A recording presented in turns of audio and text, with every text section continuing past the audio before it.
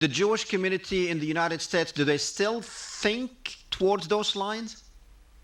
Well, it's not like there's a monolithic way of thinking amongst Jews, or really amongst anybody, but there are a significant number of Jewish people who either think the Palestinian people never existed, or who feel that they're interlopers, or who feel that, like the religious Jews, the very religious Jews, feel that they don't belong in anywhere in Israel or the West Bank, because that's the land that God bequeathed to the Jewish people.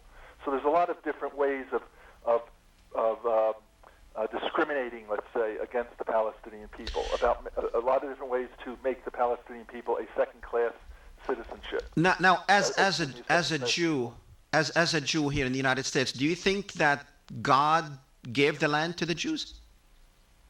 I do not, but a lot of people do believe that. Yes, even non-religious Jews, not all, but it's an undercurrent.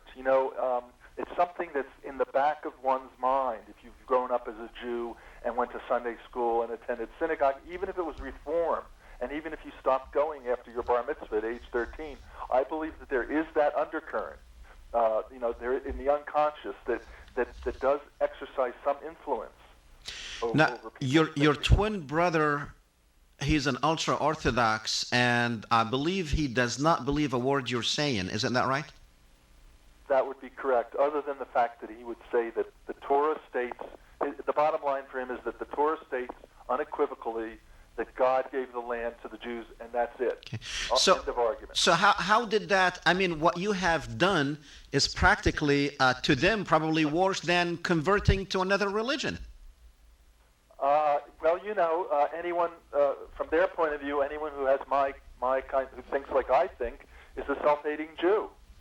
And whether they call me a self-hating Jew or an anti-Semite, it's really, they're scapegoating me. It's their inability and refusal to take responsibility for their own feelings of anxiety, fear, or anger.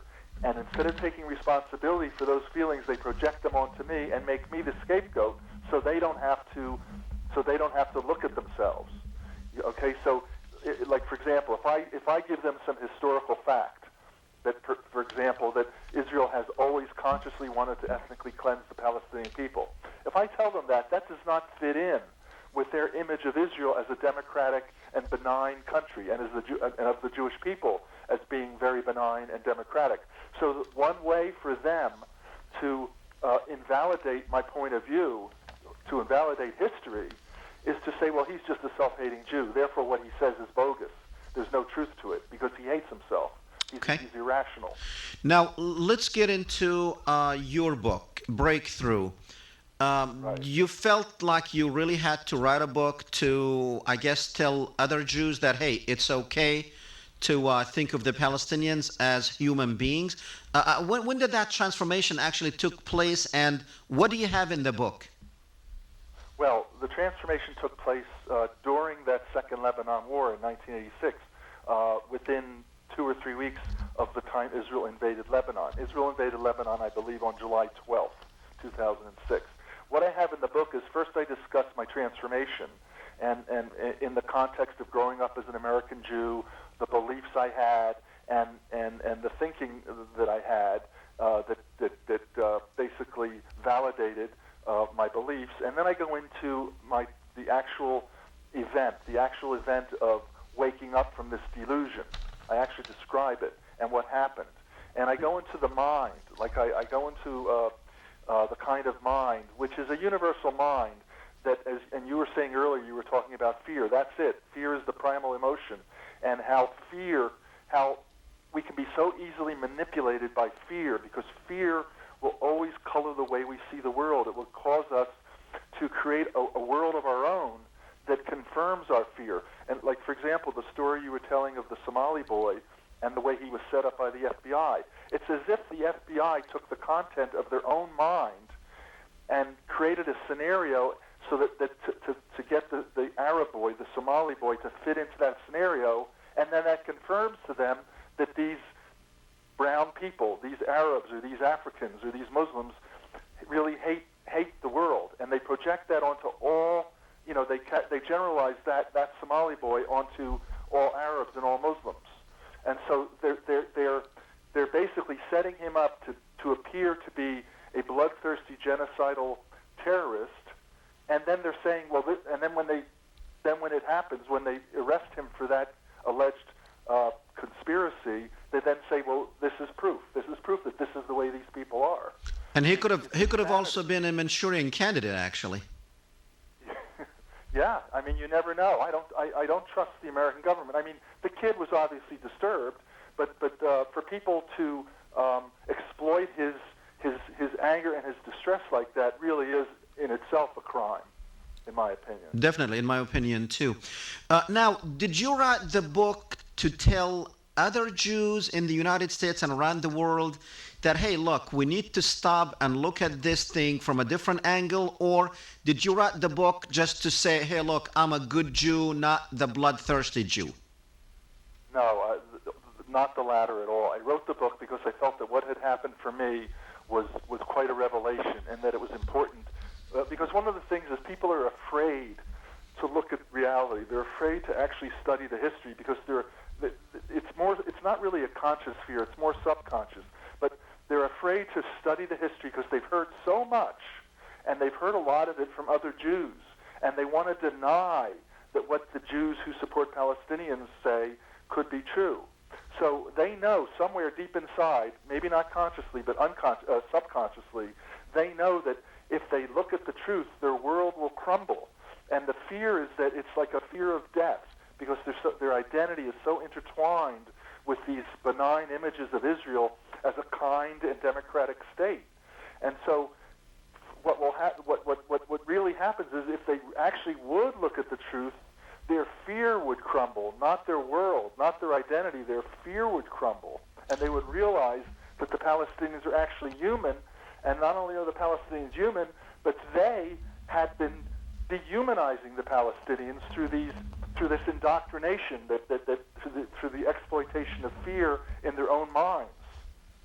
Now, were you able, or have you had any conversations with other Jews who were actually convinced and they had the same transformation or the profound change that you had? I have spoken. There are a number of Jews. The first person I think of is Anna Baltzer, who's a well-known human rights activist and author. Anna thought kind of like me. She grew up believing that Israel was always simply trying to make peace, and the Arab world was opposed to Israel and just wanted to destroy it. And then she decided on her own to find out for herself, and she actually went to the West Bank. I know Anna. Yeah, I know Anna, but I asked you, have you changed any other Jew's mind? Oh, I have not. Let me think. I don't think I've been able to change any other Jewish person's mind who has strong feelings about the issue. Now, there are Jewish friends of mine who are not that attached to Israel, who are not that gung-ho, and who are not that prejudiced against Muslims or Arabs, and they're starting to come around. They're starting to see that what I'm saying makes a lot of sense. But the Jewish people, like my brother and others who are very adamant that Israel has always been a fair-minded and democratic a country that has always treated the Palestinians as well as they could, but the Palestinians have always rejected their overtures, those people, they won't even read one book. I still have not been able to get someone to read one book to confirm or deny their beliefs, to start to confirm or deny their beliefs. Have you been invited to any synagogues to speak at? As a matter of fact, yes. I spoke at a synagogue here in New Mexico. It's a I think it's Reconstruction or Renewal Synagogue, so it's even more reform than reform. And this synagogue, it just so happens, does have a number of Jewish members who are sympathetic to Palestinian rights.